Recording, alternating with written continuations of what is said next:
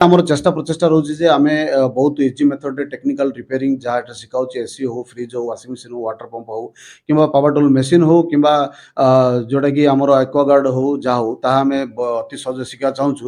କିନ୍ତୁ ପ୍ରାୟ ଗୋଟେ ମନରେ ବହୁତ ଜଣଙ୍କ ସନ୍ଦେହରେ ଆସେ ଯେ ସାର୍ ଯୋଉମାନେ 2-3 ବର୍ଷ କଣ୍ଟିନ୍ୟୁ ଲାଗିଲେ ଏଥିରେ ଶିଖି ପାରୁନାହାନ୍ତି ପ୍ରଚେଷ୍ଟା କଲେ ବି କିମ୍ବା ଚେଷ୍ଟା କଲେ ଶିଖି ପାରୁନାହାନ୍ତି ତ ଆପଣ ଏଠାରେ ସର୍ଟ ଟାଇମରେ କେମିତି ଶିଖଉଛନ୍ତି ତ ମୁଁ ତାର ଉତ୍ତର ଦେବାକୁ ଚାହେଁ ଏଠାରେ ସର୍ଟ ଟାଇମ ପାଇଁ ଅଲରେଡି ଆମର ଲାଇଫରେ ଆମ ପିଲାମାନେ ବସୁଛନ୍ତି ତ ପିଲାମାନଙ୍କୁ ପଚାରି ଯେ ସର୍ଟ ଟାଇମରେ ଯୋଉ ଏଜୁକେସନ ଦିଆଯାଇଛି 3 ବର୍ଷ ତୁଳନାରେ ତାହା କେମିତି ଅଛି ତ ପୁଣି ଆଉଥରେ ପିଣ୍ଟୁ ଭାଇ ପାଖକୁ ଆସିବା ଚାହେଁ। ପିଣ୍ଟୁ ଭାଇ କହିଲେ ଏବେ ଯୋଉ ମାନେ ଗୋଟେ ଡାଉଟ ରହେ ମନରେ ସନ୍ଦେହ ରହେ ଆପଣ ମାନେ ଆଇଲେ ମଧ୍ୟ ସନ୍ଦେହ ଥିଲେ ଯେ ଏତେ ସର୍ଟ ଟାଇମରେ କେମିତି ଶିଖେଇ ଦେବେ ଏତେ ସବୁ କୋର୍ସ ଆମେ ଯୋଉ ଆମର ଶିକ୍ଷା ପ୍ରଣାଳୀ ଶିକ୍ଷା ପ୍ରଚେଷ୍ଟା ଏବଂ ଆମର ଯୋଉ କି ପଏଣ୍ଟ ମାଧ୍ୟମରେ ଶିଖଉଛୁ ତାକୁ ନେଇ କଣ କହିବା ଚାହୁଁଛନ୍ତି? ସାର୍ ସର୍ଟ ଟାଇମ କହିଲେ ଏବେ ଦେଖନ୍ତୁ ଗୋଟେ ଜିନିଷ ଯଦି ଆମେ ଖାଲି ଥିଓରି ହିସାବରେ ଯଦି ପାଠ ପଢିବା ତ ନଲେଜ ଆସେନି ଯେ ସେଟା କୋଉ ପାର୍ଟ ଥିବ କଣ ହବ କଣ ନାହିଁ। ପ୍ରାକ୍ଟିକାଲି ଯୋଉ ପାର୍ଟ ଗୁଡା ଦେଖି ସେ ପାର୍ଟ ବିଷୟରେ ଯୋଉ ମେନସନ କରାହଉଛି ସେଇଟା ସବୁଠୁ ପ୍ଲସ ପଏଣ୍ଟ। ଆଉ ସେଇଥିରେ ଆମକୁ ସମ୍ପୂର୍ଣ୍ଣ ନଲେଜ ଆସୁଛି ଯେ ହଁ ପ୍ରକୃତରେ ଏଇଟା ଆମେ ଯୋଉ ଜିନିଷ ଯାହା ନାମ ଦିଆଇ କୁହାହଉଛି ତ ସେଇଟା ଆମେ ସକ୍ସେସ ହେଇପାରିବା ଯେ ପ୍ରକୃତରେ ଏଇଟା କରିପାରିବା ବୋଲି। ଆଚ୍ଛା ଗୋଟେ କଥା ପୁରା କ୍ଲିୟର ଆଉଟ୍ କରିବା ଚାହେଁ ଯେ ପ୍ରାୟ ଲୋକର ସନ୍ଦେହ ଆସେ ଯେ ସର୍ଟ ଟାଇମରେ ଆଙ୍କେ କିଏ ଶିଖାଉଛନ୍ତି ଏବେ ଯେ ଆପଣ କୋର୍ସ ଜଏନ୍ କରିଥିବେ ସର୍ଟ ଟାଇମରେ ଅଲରେଡି କୋର୍ସ ସରିବାକୁ ଆଇଲାଣି ବର୍ତ୍ତମାନ ଆପଣ ସତ କଥା କହିବେ ସର୍ଟ ଟାଇମରେ ଯୋଉ 3 ବର୍ଷର ଜ୍ଞାନ ଏ ଯୋଉ ଅଳ୍ପ ସମୟ ଆମର ନିଆଯାଇଛି ତାରେ ଆପଣ ପୁରା ପାଇଲେ କି? ନିଶ୍ଚିତ ଭାବେ ପାଇଲି ସାର୍। ଆଚ୍ଛା ଆପଣ ସନ୍ତୁଷ୍ଟ ବି ଅଛନ୍ତି ୟାରେ ନିଶ୍ଚୟ ଆପଣ ନିଜେ କାମ କରିପାରିବେ ନିଶ୍ଚିତ। ଠିକ ଅଛି ତ ଏଠାରେ ହଉଛି ଆମର ପୁରା ଆମେ ଲାଇଭ ଦେଖିବାକୁ ଚାହୁଁଛୁ ଯେ ଯୋଉମାନେ ଚାହୁଁଛନ୍ତି ଯେ 3 ବର୍ଷର କୋର୍ସକୁ କେମିତି ଅଳ୍ପ ଦିନରେ ଅଳ୍ପ ସମୟରେ 2 ମାସ ହଉ 3 ମାସ ହଉ ଯେମିତି ସରେଇବାକୁ ଚାହୁଁଛନ୍ତି ତ ଏଠାରେ ଷ୍ଟୁଡେଣ୍ଟସ ମାନଙ୍କର ଲାଇଭ ରିଭ୍ୟୁ ଅଛି ତ ତାର ଉଦାହରଣ ଏବେ ଦେଖନ୍ତୁ ଆମର କ୍ଲାସ ଚାଲିଛି କ୍ଲାସ ଚାଲିଲା ଭିତରେ ମଧ୍ୟ ଆମର କେତେଟା ଷ୍ଟୁଡେଣ୍ଟ ଆପଣ ଷ୍ଟୁଡେଣ୍ଟ ମାନେ ଯାଇକିରି ଅନଫିଲ୍ଡରେ ଯୋଉ କାମ କରି ସକ୍ସେସ କରି ଦେଖେଇଛନ୍ତି ସେଇଟା ହିଁ ତାର ଉଦାହରଣ। ଓକେ ରାଇଟ ଥ୍ୟାଙ୍କ ଯଦି ୟୁ। ଭିଡିଓରେ ଯିଏ ଯୋଉମାନେ ବି ଭାବୁଛନ୍ତି ସର୍ଟ ଟାଇମରେ ପିଲାମାନେ ସକ୍ସେସ ହଉନାହାନ୍ତି ବୋଲି ତ ସେଇଥିପାଇଁ ମୁଁ ଥରେ କହିଥିଲି ଯେ ଆପଣ ଚାହିଁଲେ ବି MRS ର ଆଡ୍ରେସ କାଢିକି ଆପଣ ସତ୍ୟ ନିଶ୍ଚିତ ଭାବରେ ଜାଣିପାରିବେ। ତ ସେଥିପାଇଁ ଆମେ ବି ଜଣାଇବାକୁ ଚାହେଁ ଯେ ସର୍ଟ ଟର୍ମରେ ଆମର ଆଚିଭମେଣ୍ଟ ପିଲାମାନେ କିନ୍ କରୁଛନ୍ତି ଯୋଉଟାକି 3 ବର୍ଷ ଅନ୍ୟ କୋଉଠି କାମ କଲେ ମଧ୍ୟ ପିଲା ସହଜ ଧରିପାରୁନି ଏଇଠି ଆମେ ସେ ଟେକ୍ନିକାଲ ସେ ପ୍ରୋସେସ ଶିଖଉଛୁ ଯୋଉଠିକି ପିଲା ଏଇ ଅଳ୍ପ ସମୟ ଭିତରେ ମଧ୍ୟ କାମ ପୁରା କମ୍ପ୍ଲିଟଲି ଶିଖୁଛନ୍ତି ନା କଣ? ନିଶ୍ଚିତ ଭାବେ। ଆଚ୍ଛା ସନ୍ତୋଷ ଭାଇ ଟିକେ ଆପଣ ଟିକେ କହିଲେ ମତେ ଏ ଯୋଉ ଅନ୍ୟ ମାନଙ୍କର ଡାଉଟ ରହେ ଯେ 2-3 ବର୍ଷ ଲାଗିଯାଉଛି ପିଲାମାନେ କାମ ଶିଖି ପାରୁନାହାନ୍ତି ଆପଣ ଏମିତି ଇନଷ୍ଟିଚ୍ୟୁଟରେ କଣ ଏମିତି କରୁଛନ୍ତି ଯେ କଣ ଚମତ୍କାର କରୁଛନ୍ତି ଯେ 3 ମାସ କି 2 ମାସ କି 3 ମାସ ଭିତରେ ପୁରା ପିଲାମାନେ କାମ ଶିଖି ଦେଇକିରି ଏଠାରେ ପୁରା ଟ୍ରେନ ହେଇ ବାହାରୁଛନ୍ତି ତାର ଗାଡି କଣ କହିବା ଚାହୁଁଛନ୍ତି?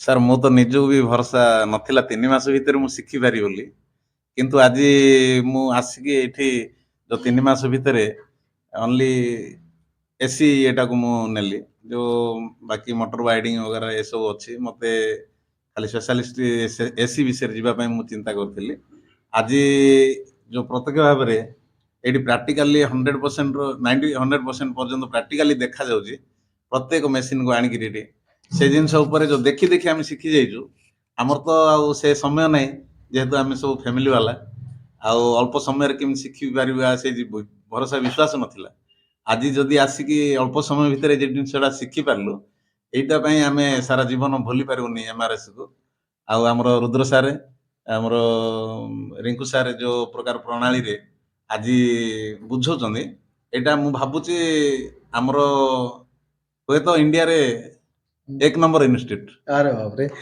ମାନେ ଷ୍ଟୁଡେଣ୍ଟସ ଯଦି ଆମ 1 ନମ୍ବର ରିଭ୍ୟୁ ଦେଲେ ତାଠୁ ଆଉ ବଡ କଥା କିଛି ନାହିଁ ତ ପୁଣି ଆଉଥରେ ମୁଁ ଚାହେଁ ଗୁପ୍ତେଶ୍ୱର ଭାଇ ତ ଗୁପ୍ତେଶ୍ୱର ଭାଇ ମୁଁ ପଚାରିବା ଚାହେଁ ଯେ ଅନ୍ୟମାନଙ୍କର ମନରେ ସନ୍ଦେହ ଥାଏ ଯେ 3 ବର୍ଷ କି 2 ବର୍ଷ କି 3 ବର୍ଷ ଗୋଟେ ଦୋକାନରେ କାମ କଲେ ଯୋଉ ପିଲା ଶିଖି ପାରୁନି ଏଇ ଇନଷ୍ଟିଚ୍ୟୁଟରେ କଣ ଏମିତି କରାହଉଛି ଯେ ଅତି ସର୍ଟ ଟାଇମ 2 ମାସ ହଉ 3 ମାସରେ ଆମେ ପୁରା କାମ ଶିଖଉଛୁ ତ ତମେ ଯେତେବେଳେ ଆସିଥିଲ ପୁରା ଫ୍ରେଶର ଥିଲ ତ ବର୍ତ୍ତମାନ ଆମେ ପୁରା ଲାଇଭ ଜଣାଇବାକୁ ଚାହୁଁଛୁ ଯେ ଏଇଟା କେତେ ଦୂର ପର୍ଯ୍ୟନ୍ତ ସତ୍ୟ? ସାର୍ ଏଇଟା ନିଶ୍ଚୟ ସତ୍ୟ ଯୋଉ MRS ଇନଷ୍ଟିଚ୍ୟୁଟ ଯୋଉ ଶିଖଉଛନ୍ତି କାମ ତ ପ୍ରାକ୍ଟିକାଲ ଶିଖାଉଛି ଫିର ଥିଓରି ଶିଖାଉଛି ତ ଆମେ ଥିଓରିରେ କିଛି ଶିଖି ପାରୁଛୁ ତା ପ୍ରାକ୍ଟିକାଲରେ ବି ଆହୁରି ଖୋଲିକି ଆପଣ ଯୋଉ ପାର୍ଟସ ଦେଖଉଛନ୍ତି କଣ କୋଉ ପାର୍ଟସ କୋଉ ନାଁ କହୁଛନ୍ତି କୋଉଠି ଫୋଲ୍ଡ ହେଲେ କୋଉଟାକୁ ଆପଣ ରିପେୟାର କରିପାରିବେ କୋଉଟା ଆପଣ ଜାଣିପାରିବେ ସେଟା କହୁଛନ୍ତି ତ ବାହାରେ ମାର୍କେଟରେ ଆମେ ଯେକୌଣସି ଜିନିଷ ବି ଏସି ହଉ ଫ୍ରିଜ ହଉ ୱାସିଂ ମେସିନ ହଉ ୱିଥ ଆମର ଡବଲ ଡୋର ଫ୍ରିଜ ହଉ ଯେକୌଣସି ଆମେ ପାର୍ଟସ ଆମେ available ହେଲେ ଏ 3 ମାସଟା ଯୋଉ ଆମ ଯୋଉ ଏଇଟା ଯୋଉ କୋର୍ସ ଚାଲିଥିଲା ଏ ଯୋଉ କୋର୍ସ ଚାଲିଥିଲା ଏ କୋର୍ସଟା ସର୍ଟ ଟାଇମ୍ କୋର୍ସରେ ପୁରା ଆପଣ ଏଠାରେ ଆସିଲା କିଛି ଜାଣିନଥିଲେ ବର୍ତ୍ତମାନ ଏ ସର୍ଟ ଟାଇମରେ ଆପଣଙ୍କର କ'ଣ କେତେ ଦୂର ପର୍ଯ୍ୟନ୍ତ ଜାଣିଲେ? ଏବେ ଏଇଟା 100% ଏବେ ଜାଣିଲି, ଆଗେ ତ ଜାଣିନଥିଲି, ଏବେ 100% ଜାଣିଲି। ଆଚ୍ଛା ତ ଧନ୍ୟବାଦ ଶିବ ଭାଇ ଟିକେ ପଚାରିବାକୁ ଚାହେଁ ସେମ୍ କ୍ୱେଶ୍ଚିନ୍ ଆପଣଙ୍କୁ ବି ମୁଁ ପଚାରିବାକୁ ଚାହେଁ ଯେ 2-3 ବର୍ଷ କାମ କଲେ ବି କାମ ଜାଣିପାରୁନାହାନ୍ତି ଏଟା 3 ମାସ କିମ୍ବା 2 ମାସ କି 3 ମାସ ଯାହା ଆମର ହେଉଛି ଏଠାରେ ଆମର ଯୋଉ ଶିକ୍ଷା ପ୍ରଣାଳୀ ଆପଣଙ୍କୁ ଯୋଉ ଆମେ ଶିଖଉଛୁ ଟେକ୍ନିକାଲି ଟ୍ରେନିଂ ଦଉଛୁ ତ ଏଥିରେ ଆପଣ ପୁରା କମ୍ପ୍ଲିଟଲି ଶିଖିପାରିଲେ ନା କାମ? ଶିକ୍ଷା ପ୍ରଣାଳୀ କହିବାକୁ ଗଲେ ଆମର ଯୋଉ ନଲେଜଟା ଦିଆଯାଉଛି ମାନେ ପ୍ରାକ୍ଟିକାଲଟା ସେଇଟା ଅନ୍ ଫିଲ୍ଡ ଉପରେ କରିଦିଆଯାଉଛି, ସେଇଥିପାଇଁ ଆମେ ଇଜିରେ କେଚ୍ କରିପାରୁଛୁ ଯେ କାମଟା ଅତି ସହଜ ମାନେ ଶୀଘ୍ର ଶିଖିପାରୁଛୁ। ଯୋଉଟା ଆଚ୍ଛା ଆମର ଶିକ୍ଷା ଦିଆହେଉଛି ସେଇଟା ସାଙ୍ଗେ ସାଙ୍ଗେ ହିଁ ପ୍ରାକ୍ଟିକାଲ କରାଯାଉଛି ବାହାରେ ଯାଇକି। ଆଚ୍ଛା ଆପଣ ଏଠାରେ ଆସିଲା ବେଳକୁ କୌଣସି କାମ ଜାଣିଥିଲେ? ନାଇଁ ସାର୍ ଆଚ୍ଛା ଯଦି ଆପଣ ଯାଇ ଗୋଟେ ଦୋକାନରେ କାମ କରିଥାନ୍ତେ ଆପଣ କେତେ ବର୍ଷ ଲାଗିଥାନ୍ତେ?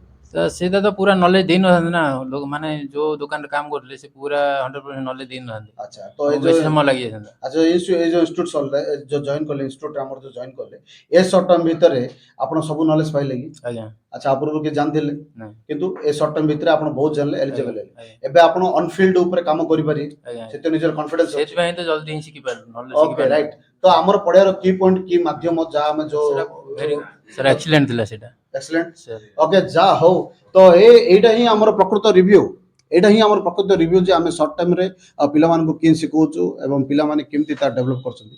ତ ମୁଁ ଟିକେ ପଚାରିବାକୁ ଚାହେଁ ମହେଶ ଭାଇ ଟିକେ ଉତ୍ତର ଦେଲେ ଆପଣ ଏବେ ଯୋଉ ଅନ୍ୟ ଯୋଉ ପ୍ରାୟ ଲୋକର ମନରେ ସନ୍ଦେହ ଥାଏ ଯେ ସାର୍ ପିଲାମାନେ 2-3 ବର୍ଷ ଲାଗିଲେ ଶିଖି ପାରୁନାହାନ୍ତି ଏଇଠି କ'ଣ 2-3 ମାସରେ ଶିଖି ଦଉଛନ୍ତି ତା ରିଗାର୍ଡିଂ କ'ଣ କହିବାକୁ ଚାହୁଁଛନ୍ତି? ଆକ୍ଚୁଆଲି ଏଇଟା ହଉଛି ଗୋଟେ ନିରାଟ ସତ୍ୟ କଥା କି 2-3 ବର୍ଷ ଲାଗେ ଶିଖିବା ପାଇଁ ଶିଖି ପାରୁନାହାନ୍ତି କିନ୍ତୁ ଏଠି 2 ମାସରେ ଶିଖୁଛନ୍ତି।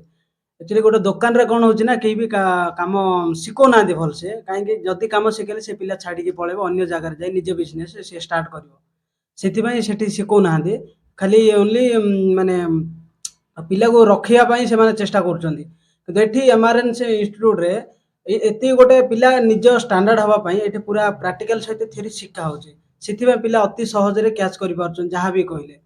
ଆଉ ଦୋକାନୀ କଥା ତ ସିଏ ଅଲଗା, ସେମାନେ କେବେ ବି ଚାହିଁବେନି ଯେ ଶିଖୁ ଇଏ ଆଉ ନିଜ ବିଜନେସ୍ କରୁ କି ନିଜର ଦୋକାନ କରୁ ଯାହା ବି କରୁ, ସେଥିପାଇଁ ସେଠି ଶିଖି ପାରୁନାହାନ୍ତି। ଆଚ୍ଛା ଏ ଯୋଉ ସର୍ଟ ଟାଇମର ଯୋଉ ଆମ ଟ୍ରେନିଂ ଦିଆଯାଉଛି ଏ ସର୍ଟ ଟାଇମରେ ପ୍ରଥମେ ଆପଣଙ୍କ କଥା କୁହନ୍ତୁ ଆପଣ କେତେ ଦୂର ପର୍ଯ୍ୟନ୍ତ ସାଟିସ୍ଫାଇ? ଆକ୍ଚୁଆଲି ମୁଁ ତ ପୁରା ସାଟିସ୍ଫାଇ ଅଛି, କାହିଁକି ମୁଁ ଏଠିକି ଆସିବା ପୂର୍ବରୁ କିଛି ବି ଜାଣିନଥିଲି।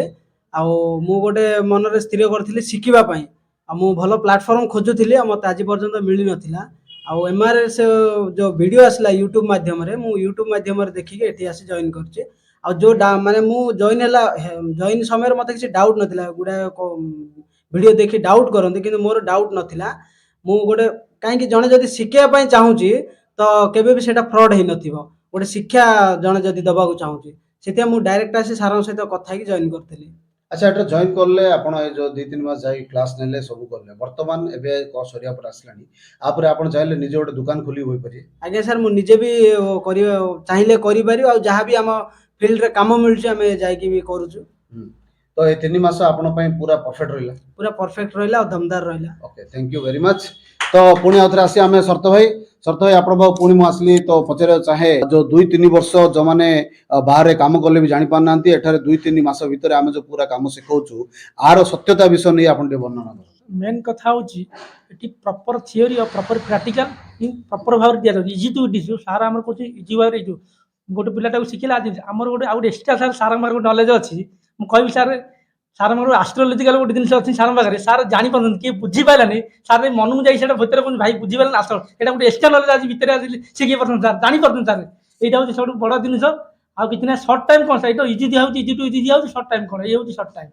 अच्छा ए शॉर्ट टाइम रे जो जेते शिखिले आपण पूरा जो काम शिखाला सी एसी हो फ्रिज हो वाशिंग मशीन हो वाटर पंप हो पावर टूल मशीन हो जा हो तो ये जो जदि आपण जाई को काउंटर काम करथांते तो आपण के समय लागै? सर बहुत गत कर वर्षे 2 वर्ष भी लगी पार था मोर फिर भी सेटा कॉन्फिडेंस भी नाही कॉन्फिडेंस नाही किंतु एट जो शॉर्ट टाइम रे जॉइन हेले शॉर्ट टाइम तो सार प्रैक्टिकल थियोरी पूरा आखि इजी टू इजी सिखौ काई टाइम लागिवो टी इजी टू होची କିଛି ଅସୁବିଧା ନାହିଁ। ତ ଧନ୍ୟବାଦ ଆପଣ ସମସ୍ତଙ୍କୁ ଯେ ଗୋଟେ ଭଲ ରିଭ୍ୟୁ ଦେଲେ ଯୋଉଟା କି ଆମେ ଦର୍ଶକଙ୍କୁ ଜଣାଇବାକୁ ଚାହେଁ। ହଁ ତ ମୁଁ ପଚାରିବାକୁ ଚାହେଁ ପିଣ୍ଟୁ ଭାଇ କି ଯୋଉ ସର୍ଟ ଟାଇମ କଥା ଯା ଆସିଲା ଆପଣ ଟିକେ ତା ବିଷୟ ଟିକେ ଏକ୍ସପ୍ଲେନ କଲେ। ସାର୍ ସର୍ଟ ଟାଇମ ର ଉଦାହରଣ ଗୋଟେ ମୁଁ କହିବାକୁ ଯାଉଛି ୟା ପୂର୍ବରୁ ମୁଁ କେବଳ ଫ୍ୟାନ୍ କାମ ବିଷୟରେ ଟିକେ ଟିକେ ଜାଣିଥିଲି କିନ୍ତୁ ସେଇଟା କ'ଣ ସାର୍ ମୁଁ ବ୍ଲାଇଣ୍ଡଲି କାମ କରୁଥିଲି, ଯୋଉଟାକି କାପାସିଟର ଭ୍ୟାଲ୍ୟୁ ସରିଗଲା, ନହେଲେ ବେରିଂ ଡ୍ୟାମେଜ ହେଇଗଲା, ନଚେତ ସାଫ୍ଟ ଖରାପ ହେଇଗଲା, କିଛି ବି ହେଲେ ଏବେ ଧରି ନିଅନ୍ତୁ କାପାସିଟର ସରିଯାଇଥିବ, ତ ଆମେ କ'ଣ କରିବାର ଫ୍ୟାନ୍ଟାକୁ ପୁରା ଓପେନ୍ କରିଦେବାର, ଅନ୍ୟାନ୍ୟ କାପାସିଟରକୁ ନ ଦେଖିକିରି ଆମେ ଅନ୍ୟାନ୍ୟ ଜିନିଷ ଗୁଡ଼ା ଉପରେ ରିଗାର୍ଡିଂ କରିବାର। ତ ଏଇଟା କ'ଣ ବ୍ଲାଇଣ୍ଡଲି ଆମେ କାମ କରିବାର ସେଇଟା। କିନ୍ତୁ ସାର୍ ଯେତେବେଳେ ପ୍ରଥମେ ଆମକୁ ଟ୍ରେନିଂ ଦେବା ପୂର୍ବରୁ ସେ କ'ଣ କଲେ, ଆମକୁ ଗୋଟେ କ୍ଲାମ୍ ମିଟର ବୋଲି ଗୋଟେ ଜିନିଷ ଦେଲେ, ଯାହାକି ସେଇଟା ଗୁରୁ ମନ୍ତ୍ର। ମାନେ ଯୋଉଟା କି ସେ ଜରିଆରେ ଆମେ ବର୍ତ୍ତମାନ କ'ଣ କରୁଛୁ ଶୁଣନ୍ତୁ, ଟେକ୍ନିକ୍ ଯେତେ ଟେକ୍ନିସିଆନ୍ ଥାଉ କିନ୍ତୁ କ୍ଲାମ୍ ମିଟର ନ ଧରିଲେ ସେ ସକ୍ସେସରେ ପହଞ୍ଚି ପାରେ ନାହିଁ। ଏବେ ଗୋଟେ ମଟର ସାର୍ ମୁଁ ଅନଫିଲ୍ଡ ଯାଇଥିଲି, ସାର୍ ରୁଦ୍ର ସାର୍ଙ୍କୁ କଲ୍ କରିଥିଲି, ସେ ମଟରଟା କ'ଣ ହେଇଛି କ'ଣ ନାହିଁ, ତ ସାର୍ କହିଲେ ହଁ କ୍ଲାମ୍ ମିଟର ଏମ୍ପିୟର ଦେଖିଦିଅ।